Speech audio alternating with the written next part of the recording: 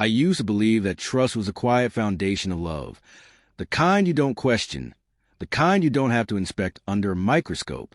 My wife, Sabrina, was my closest friend before she ever became my partner. We met when we were young, still clumsy with our dreams, still figuring out who we were supposed to become. And somewhere between late-night conversations and shared cheat meals, we built a life together. A life I was proud of. A life I thought she was proud of, too. I worked as an accountant, steady and predictable. A man who found comfort in routine. Sabrina was the opposite. She was laughter in crowded rooms, the warm spark of spontaneity, the kind of person who brought color to everything she touched.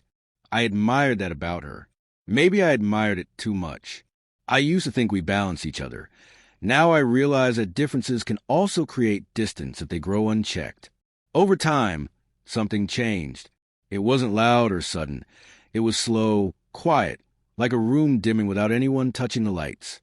Sabrina started spending more time outside, more girls' nights, more I need a break evenings. I told myself that marriage goes through phases, that people need space. I reminded myself to be understanding, to trust her, because that is what love demands. But sometimes love blinds you. Sometimes the trust you cherish becomes the very thing that shatters you. I didn't know it then, but I was standing on the edge of a truth that would break every belief I had about us. The changes were small at first, so small that I almost convinced myself I was imagining them. Sabrina had always been social, but suddenly her nights out became more frequent. She stopped telling me the names of the people she was with. When I'd ask, she would shrug lightly, almost dismissively, and say, "Just the girls. You don't know them anyway." Her phone, once casually left on counters and tables, now became something she guarded. It was always face down, always locked, always kept within reach. When a message came in, she would tilt the screen away from me with a movement so smooth it seemed rehearsed. And if I walked into the room while she was texting, her fingers would freeze for a split second, just long enough for my heart to notice. But when I expressed concern, trying to be gentle, her reaction was anything but. She didn't comfort me. She didn't reassure me. Instead, she laughed. "You're being dramatic," she said one evening, slipping her phone into her pocket as though it were something fragile. "You're acting insecure."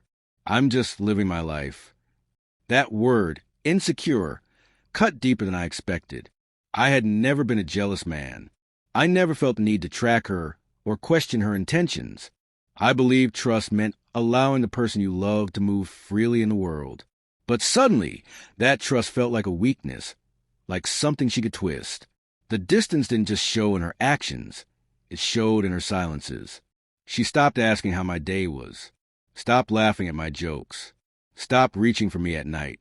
Yet, whenever I tried to talk about it, the blame always found its way back to me. "You're overthinking," she would say. "You're reading too much into nothing. Why can't you just relax?" I began to doubt myself, doubt my instincts, doubt the very love I had built my life around. Looking back now, I realize her words were not reassurance. They were camouflage, layered carefully over the growing truth she hoped I would never see. The announcement of the girls' trip came casually, almost carelessly, over breakfast one morning. Sabrina stirred her coffee while scrolling through her phone and said, as though it were nothing, "I'm going out of town next weekend. Just a few days away with the girls. I need a break." I nodded, trying to be supportive. Everyone needs space, I reminded myself. And despite the quiet ache inside me, I agreed. I even offered to help her pack, hoping that this small gesture might reconnect us. Even a little. She hesitated. A flicker, barely there, crossed her face. A pause too short for normal conversation, too long not to hold meaning. Then she smiled. "Sure, that would be nice." So that evening, I stood beside her open suitcase, folding clothes with practiced familiarity. The soft cotton of her favorite sweater. The sundress I always told her looked beautiful on her. Piece by piece, we filled the luggage with little fragments of her life. And for a moment, I felt something almost normal return, like the flicker of a warm light in a dark room. But it didn't last. When I reached for the side pocket of the suitcase, the zipper resisted, as if it didn't want to be opened. I tugged, gently at first, then slightly firmer. It came open with a soft hiss, revealing a small cosmetic pouch. Nothing unusual, at least not at first glance. But when I unzipped it, I felt the world shift. Inside, nestled carefully beneath lip gloss and travel-size perfume, was a brand new box of condoms. Not the kind we used. Not the brand we ever bought. Completely unfamiliar. My hands went cold. My breath stilled somewhere in my chest. I wasn't ready for the truth, yet it sat there, quiet and undeniable, in the palm of my hand. "Sabrina," I said, my voice fragile. "What is this?" She turned to look. For a single second, one raw, unguarded second, her face changed. Shock, guilt, fear, a truth unmasked. And then just as quickly, she composed herself. A laugh slipped from her lips, light, dismissive, rehearsed. "Are you serious?" she said with scoff. "They're old, left over from years ago." "God, you're so dramatic." My heart pounded in my ribs. "We've never used this brand." She rolled her eyes, stepping away from me. "You're being insecure again. You always do this. You read into things that aren't there. Why can't you just trust me?" In that moment, I felt something inside me collapse. Not because I believed her, but because she needed me to doubt myself. She didn't explain. She didn't reassure. She didn't even pretend to care how deeply this hurt me.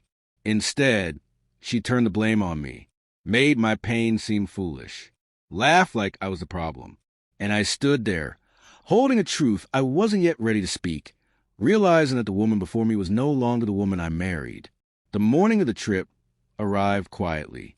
Sabrina moved through the house with a strange kind of excitement. Light on her feet, humming softly, glowing in a way I hadn't seen in months. Not for me, of course. Not for us. But for something, somewhere, someone else. I carried her suitcase to the car. The same suitcase that still felt heavy with everything I now knew, yet had not spoken aloud. She kissed my cheek lightly. Quick, distracted, almost mechanical. "I'll call you," she said. Then she was gone. The house felt different without her. Not empty, just hollow, like something important had been removed, leaving nothing but air and silence. I tried to keep myself busy, tried to work, tried to pretend I didn't feel something fracturing inside me. But silence has a way of amplifying the truth. Her first text came hours later. Made it to the hotel. "Going to dinner now." Smiley face. "Don't wait up." No pictures. No details. Just words, flat, distant, cold. I scrolled through social media, looking for signs of her. Her friends posted group photos, laughing, drinking, posing in crowded restaurants. But Sabrina was missing in most of them. When she did appear, she was turned away, her smile thin and forced, like she wasn't really there, like her mind and heart were somewhere else entirely. I tried calling her that night. Once, twice, 3 times. Each attempt went unanswered. When she finally replied, it was hours later. "Seriously? I told you I'd be busy. You need to calm down." Calm down. Those 2 words echoed like a knife scraped across stone. The distance between us was no longer about miles. It was something deeper. I could feel her slipping away, as if the woman I loved was fading into someone I no longer recognized. I sat in the dark living room, staring at the glow of my silent phone, realizing something painful and undeniable. She wasn't just away. She was gone. And the worst part was, I hadn't lost her to time or circumstance. I lost her to someone else. 2 days into her trip, I had stopped expecting her calls. I still tried, sometimes out of habit rather than hope. But every unanswered ring felt like another thread, snapping loose in a rope I had spent years tying. On the 3rd night, around 11 p.m., I couldn't sleep. The house felt too quiet, too still, like it was holding its breath. I walked into the kitchen and poured myself a glass of water, trying to swallow the rising ache in my chest. My phone buzzed, not from her, of course, but with a routine email notification, a bank alert. A charge had gone through on our shared credit card. I didn't think much of it at first, but as I glanced at the message, something about the name stopped me cold. It wasn't the resort she claimed to be staying at with her friends. It was a hotel in a completely different part of the city. The kind of hotel booked for privacy, not comfort. My hands trembled as I opened the banking app. I stared at the transaction again, praying I was misreading it, but the details were unmistakable. Hotel Mirabelle. Single night stay. 2 guests. 1 king bed. My heart started pounding so hard it felt like the walls of the room were shaking with it. I felt dizzy, breathless, heavy and hollow at the same time. I didn't confront her right away. Not this time. I wanted clarity. Something undeniable. Something she couldn't twist into another accusation against me. So I did something I never imagined I would do. I called the hotel. My voice was calm, steady, too steady. "Hi, I'm calling to confirm a reservation for Sabrina Carter," I said, giving her name and check-in date. "I just want to verify the room details." The receptionist, unaware of the way her next words would break a marriage, replied gently, "Yes, of course. 1 king bed for 2 adults. They checked in yesterday at 3:17 p.m. They, not she, not the group, the room spun. I leaned against the countertop, gripping it to keep myself standing. The truth wasn't a guess anymore. It wasn't suspicion or insecurity. It was clear, sharp, brutal. I texted her, not with anger, but with quiet, exhausted finality. "I know where you are. I know who you're with." She didn't respond for almost 8 hours. When she finally did, her message was an apology. It wasn't fear. It was anger. "Why are you checking my accounts? Why are you acting like this? You're ruining my trip. My trip, not our marriage, not our life. Her trip." She followed with words she knew how to use like weapons.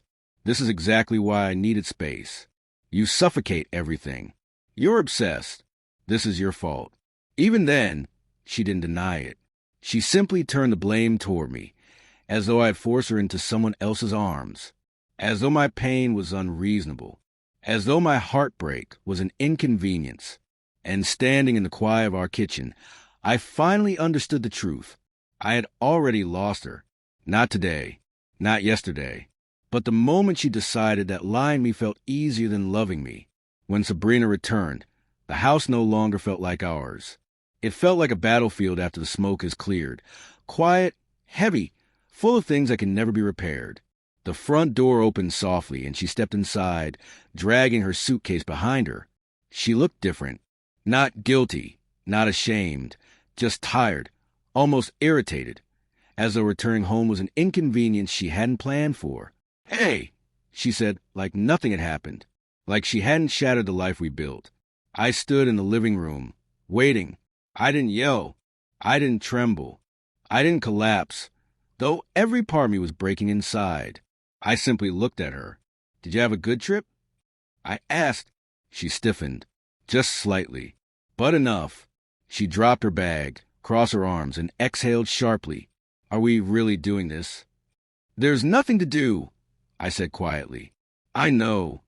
For a moment, something flickered in her eyes.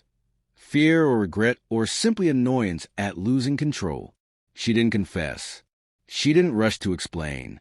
Instead, she walked into the kitchen, poured herself a glass of water, and leaned against the counter, avoiding my gaze. "You shouldn't have checked the bank account," she said. "Not I'm sorry. Not I made a mistake. Not even it's not what you think. Just that." I placed a printed hotel receipt on the table, the one listing 2 guests. 1 bed. Her name. She stared at it for a long moment. The silence between us felt like an ocean widening. Finally, she spoke. Her voice was flat. "Yes, I went there with someone." Every word landed like a stone. "How long?" I asked. She hesitated. Then, with a kind of cold honesty that hurt more than any lie, "A few months." My chest tightened, not from surprise, but from confirmation. I had known. My heart had known long before my mind did. "Why?" The question came out softer than I intended. It wasn't anger. It was grief. She set down her glass. Her hands trembled just enough for me to notice. I felt trapped, she whispered. I wanted to feel alive again. I needed something different. Different, not better, not meaningful, just different. You could have talked to me, I said. She looked away. I didn't want to hurt you. A broken laugh escaped me. You did. The silence after that was unbearable. I didn't scream. I didn't beg. I didn't ask if she still loved me, because I already knew that answer. Love doesn't do what she did. Love doesn't hide in hotel rooms with someone else while calling home an obligation. That night, we didn't sleep in the same bed. She stayed in the guest room. I lay awake in hours, staring at the ceiling where our future once lived. The truth was in the house now. Real, heavy, irreversible. And neither of us would ever be the same again. The next morning arrived heavy, like the air itself knew something sacred had died. I woke up to the sound of cabinets opening in the kitchen, slow, careful movements, as though she didn't want to disturb me. But it was too late for caution. There are some wounds that settle into the bones. I walked downstairs and found her sitting at the table, staring into a cup of coffee that had long gone cold. Her eyes were puffy, though I couldn't tell whether it was from guilt or exhaustion. Maybe both. Maybe neither. We can fix this, she said softly, almost like a plea. Something inside me broke at those words, not because there was hope in them, but because of how hollow they sounded. There was no apology attached, no acknowledgement of the destruction, just fear, fear of losing stability, comfort, the life I had provided. Fix what? I asked. The lie? The affair? Or the part where you made me doubt myself just to protect him? Her chin trembled. I made a mistake. No, I said, shaking my head. A mistake is something that happens once. This was a choice. Repeated, planned, protected. She didn't speak. Maybe there was nothing left to say. I told her I needed space. Real space, not the kind she used as camouflage for betrayal. I asked her to stay with a friend for a while. She didn't argue. She simply nodded and stood, moving around the room like a shadow of the woman I once loved. She packed quietly. No dramatic tears. No last-minute confessions. Just silence. The final language of two people who used to know each other's hearts. At the door, she paused. Do you hate me? She asked. I met her eyes I once found home in. No, I said, I don't have the energy to hate you. I'm just done. Her breath caught, and for a moment, I saw the ghost of our past flicker between us.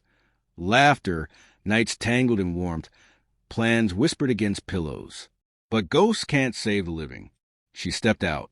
The door clicked softly behind her, and in that quiet, I felt both the deepest pain of my life and the first stretch of freedom in months. We were no longer husband and wife. We were two people standing on opposite sides of goodbye. The days that followed were quiet in a way I had never experienced before. Not peaceful. No, peace comes later. This was the kind of quiet that settles after a storm, when everything is still standing but nothing feels familiar anymore. I walked through the house like a guest in my own life, touching memories that no longer felt like mine. I thought I would be angry. I thought rage would take over and burn everything down. But instead, there was only sadness. Deep, aching sadness. The kind that doesn't scream. The kind that sits beside you and whispers truths you needed to hear long ago. I realized that love does not disappear in the moment someone betrays you. Love lingers. It holds on. It remembers. And that is what makes heartbreak so devastating. It's not the loss of a person. It's the loss of the future you believed in. For a long time, I questioned myself. Was I not enough? Did I fail her? Should I have seen it sooner? Should I have fought harder? But slowly, painfully, I came to understand something important. Trust is not something you lose. It is something someone else breaks. And once broken, it does not return to the shape it once held. There are moments when I still wonder about her. Not with longing, but with quiet acceptance. She was a chapter in my story.